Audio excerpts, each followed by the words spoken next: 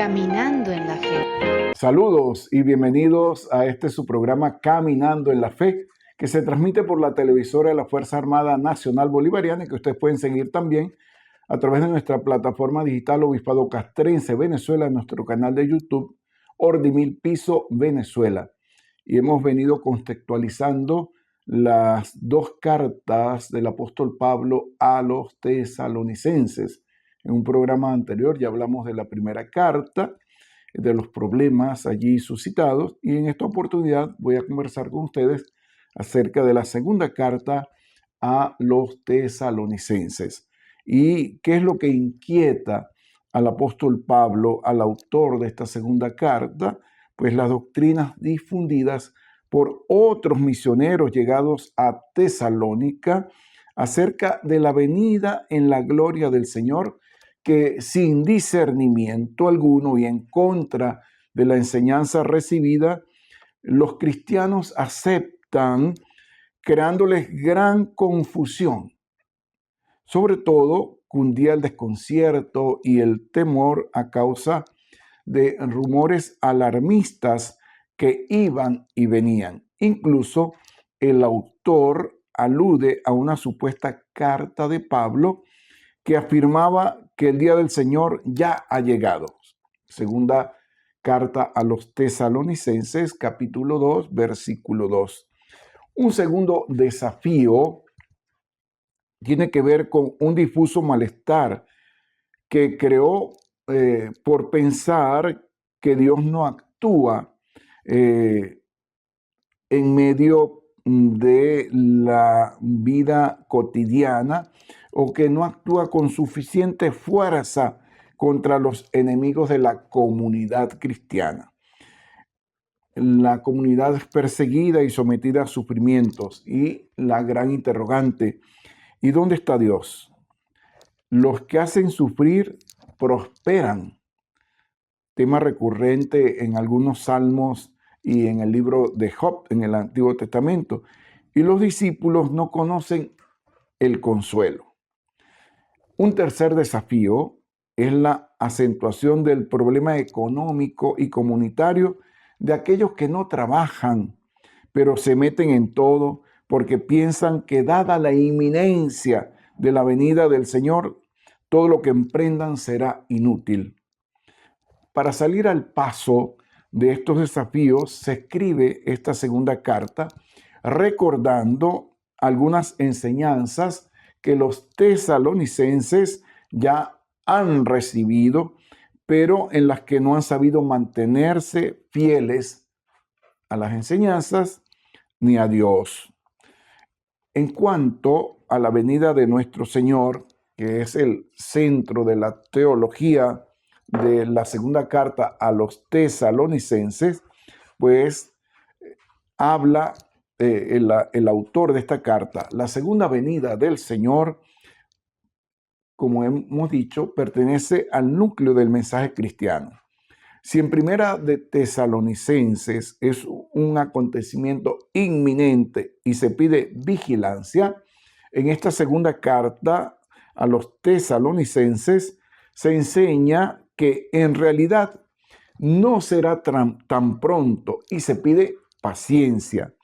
No es pronto porque el retorno del Señor debe seguir un proceso con determinados periodos o etapas que dependen de la voluntad de Dios. Segunda de Tesalonicenses, capítulo 2, versículos del 1 al 12. Al igual que en la apocalíptica judía tradicional, por ejemplo, Daniel capítulo 9, versículo 12, capítulo 5, versículo 13, el libro de los Macabeos, capítulo 13, del 7 al 8, tiene que cumplirse primero ciertos eventos fijados por Dios para que llegue el fin del tiempo. Que se niegue que sea un acontecimiento puntual e inminente no quiere decir que no sea una certeza de fe con consecuencias en la conducta cristiana. ¿Cuáles son esos periodos o etapas de las cuales habla la carta a los tesalonicenses.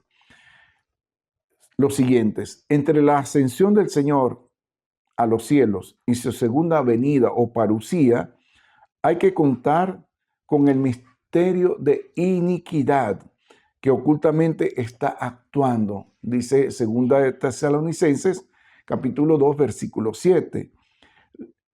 Lo hace para obstaculizar el misterio de iniquidad, lo hace para obstaculizar con sus artimañas y engaños el seguimiento del Señor y la misión de la iglesia, tal como lo refiere la primera carta a los tesalonicenses, capítulo 2, versículo 18, y la segunda carta a los corintios, capítulo 2, versículo 11. Luego de este misterio de iniquidad vendrá la apostasía generalizada y el enfrentamiento entre las fuerzas del mal y los santos consagrados a Dios por el bautismo. Mateo 24, 9 al 12. Se trata entonces de un periodo indeterminado en el que se manifestará el causante del misterio de la iniquidad llamado el hombre de la iniquidad o el hijo de la perdición o simplemente el impío, es decir, el que no responde a ley alguna. Segunda de Tesalonicenses, capítulo 2, versículo 8, también la carta a los Romanos, capítulo 9, versículo 22, y el libro de Daniel en el capítulo 11, versículo 31. Él encarna la potencia del mal y de la mentira, oponiéndose a la presencia salvadora de Dios en el mundo. Se enfrentará con saña a Dios y a su Mesías y a todo aquel que lo siga, porque busca ser adorado como Dios, Dios con D minúscula. Segunda de Tesalonicenses, capítulo 2, versículos del 3 al 4. Es probable que esta misteriosa figura, individual o colectiva, fuera conocida por los lectores de la carta. Porque la función del impío en el mundo es simular a la bestia, al falso profeta del Apocalipsis. Libro del Apocalipsis, capítulo 13, versículos del 11 al 18, y el capítulo 19 en el versículo 20, y también la función del anticristo, primera de Juan 2, 18 y versículo 22. Su venida del anticristo, sus mentiras e injusticias responden a Satanás y a su poder.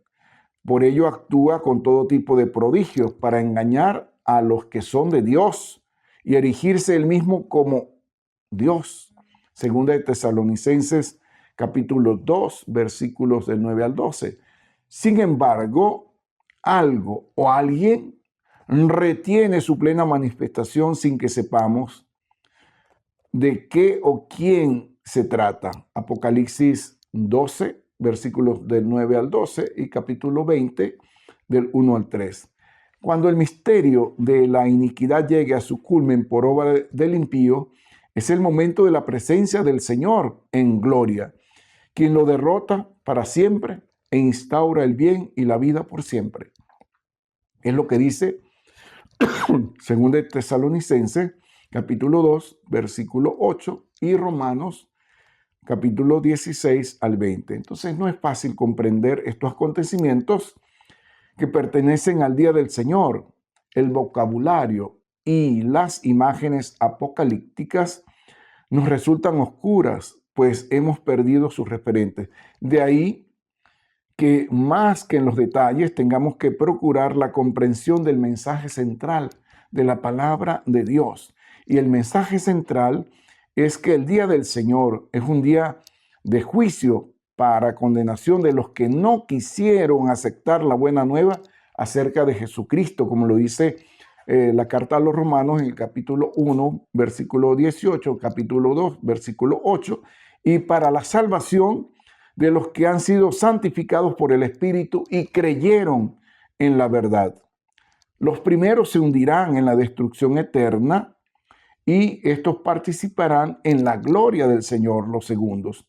El futuro pues rige el presente cristiano y así culminará este tiempo escatológico. Lo que hoy se opone a la verdad no es el error, sino la injusticia. Lo que hoy realmente importa es cómo vivir de cara al Señor y a los demás para nuestra conducta sea aprobada cuando venga el Señor de la historia. Y para que el Señor venga, pues sea el soberano de todo y de todos y entregue su reino al Padre Celestial, como expresa 1 Corintios capítulo 15, versículos 24 al 26. Pero ya regresamos con este su programa, Caminando en la Fe, con estos temas tan interesantes.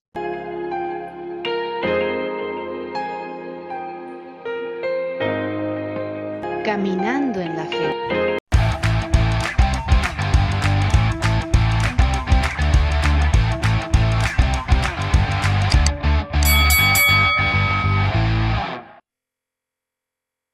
Una vez más con ustedes, este es su programa Caminando en la Fe, que se transmite a través de la televisora de la Fuerza Armada Nacional Bolivariana y que ustedes pueden seguir en nuestra plataforma digital Obispado Castrense Venezuela y nuestro canal de YouTube Ordimil Piso Venezuela.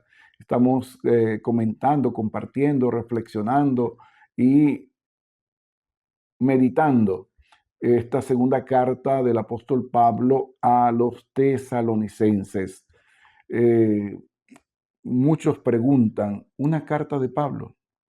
A diferencia de Primera de Tesalonicenses y a partir del siglo XIX, mucho se ha discutido si esta carta es de Pablo o no. Los que piensan que no es de Pablo se apoyan en el carácter distante y formal del escrito frente a la cercanía de la primera carta, tratándose de los mismos destinatarios, en notables diferencias de vocabulario, de estilo, de sintaxis de las frases, como si tratara de autores diversos. En la figura de Pablo, idealizado y autoritario, en cambios de perspectivas teológicas en relación a la parucía del Señor, lo que era inminente se retrasa a un tiempo indeterminado, en expresiones y versículos enteros tomados de Primera de Tesalonicenses, reescritura que ninguna carta auténtica de Pablo presenta. El autor de Segunda de Tesalonicenses sería un discípulo de Pablo, que luego de su muerte e imitando la primera carta destinada para cristianos de la primera generación, 30 al 70 después de Cristo, escribe para discípulos de la segunda generación, es decir, entre los años 70 y 110 después de Cristo, con el fin de corregir errores de interpretación de la doctrina escatológica del apóstol Pablo. Para que sea aceptada su enseñanza, pone bajo el nombre y la autoridad de Pablo esta carta, un procedimiento llamado pseudoepigrafía. Eso también lo encontramos en 2 de Tesalonicenses, capítulo 3, versículo 17. Ahora bien, si así hubiera sido, esta carta circular se escribió hacia el año 70 después de Cristo para la segunda generación de cristianos en el contexto de la guerra judeo-romana de los años 66 al 70 después de Cristo, que dio pie a una renovada fiebre apocalíptica, pues se creía que llegaba el fin del mundo. Otros datan en el último decenio del primer siglo esta carta. Otros estudiosos, en cambio, acentuando el paralelismo de algunos puntos, tanto a nivel literario como teológico en ambas cartas, sostienen que Segunda de Tesalonicenses fue escrita por el mismo autor de Primera de Tesalonicenses, es decir, por el apóstol Pablo. La firma, por tanto, correspondería a él. En este caso, el destinatario sería la comunidad de discípulos de la ciudad portuaria de Tesalónica, compuesta sobre todo por paganos convertidos. Pablo la habría escrito en Corinto hacia el año 50 o 51 después de Cristo, poco después de haber escrito la primera carta a los tesalonicenses. Ahora bien, la discusión está lejos de resolverse. Por ello, nuestro comentario, nuestra meditación, pues asumimos la opinión mayoritaria. Segunda de Tesalonicenses no sería de Pablo, sino de alguno de sus discípulos, escrita para la segunda generación de cristianos, es decir, aquellos que vivieron entre el año 70 y 110 después de Cristo. ¿Cómo está organizada esta carta, tanto literariamente como la actualidad? Una posible organización sería la siguiente.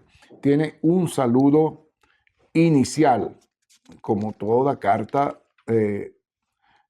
apostólica, y dice: Pablo, Silvano y Timoteo, a la comunidad de los tesalonicenses, congregada en Dios nuestro Padre y en el Señor Jesucristo. Gracia y paz a ustedes de parte de Dios Padre y del Señor Jesucristo. Ese es el saludo inicial, que lo encontramos en el capítulo 1, versículos del 1 al 4. Después tenemos la primera parte, la venida del Señor y tiempo de la apostasía. Capítulo 1, versículo 5 al 2, capítulo 1, versículo 5 y capítulo 2, versículo 12. La segunda parte son las exhortaciones y recomendaciones que van del capítulo 2, versículo 13, al capítulo 3, versículo 15, y el saludo final que va del capítulo 3, versículos del 16 al 18. Entre el saludo inicial y final encontramos dos secciones. En la primera, el autor corrige malentendidos de la comunidad acerca de la venida de Jesucristo. Para ello introduce consideraciones nuevas respecto a Primera de Tesalonicenses. Luego del misterio de iniquidad y de la parucía o venida de su responsable, el hombre de la iniquidad o el impío, muchos renegarán a Cristo, afirma la carta. Cuando esté en su apogeo, se manifestará el Señor derrotándolo para siempre. En la segunda sección se aborda un género común en las cartas paulinos, que son los consejos e instrucciones acerca de aspectos concretos de la vida cristiana, en este caso como consecuencia de la parucía del Señor. Y se destacan tres. En primer lugar, la fidelidad a las enseñanzas recibidas. La segunda, la necesidad de estar en vela y en oración ante la venida del Señor. Y la tercera, el trabajo cotidiano para ganarse el pan sin transformarse en carga para nadie. Hoy, como nunca, para los que vivimos nuestra fe en este tercer milenio, en medio de un gran relativismo y de una gran confianza en la ciencia y en la técnica, la esperanza en la segunda venida del Señor tiene que ser una certeza de fe tal que aporte sentido trascendente a nuestro compromiso por construir un mundo traspasado por el reino de Dios. La consumación definitiva de la historia con la venida del Señor no saca al discípulo del mundo, al contrario, lo inserta en él, renovándole la esperanza de que todo y todos lo que se abre a la comunión con Dios está destinado a la salvación. La vocación a la que hoy y aquí estamos llamados es a alcanzar en plenitud la perfecta imagen del hombre nuevo, que es Jesucristo, a quien la iglesia ansía, espera y anuncia con alegría, con esperanza y con gozo. Así pues que esta segunda carta a los tesalonicenses pues viene, al igual que la primera, a aclararnos esa gran interrogante: ¿cuándo vendrá el Señor? ¿En qué momento? ¿Qué día?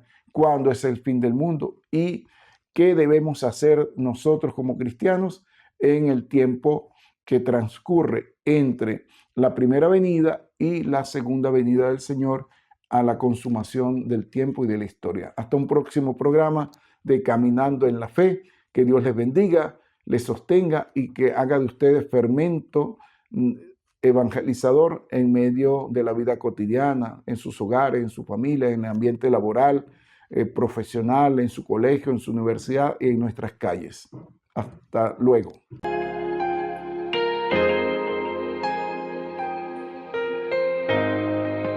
Caminando en la Fe.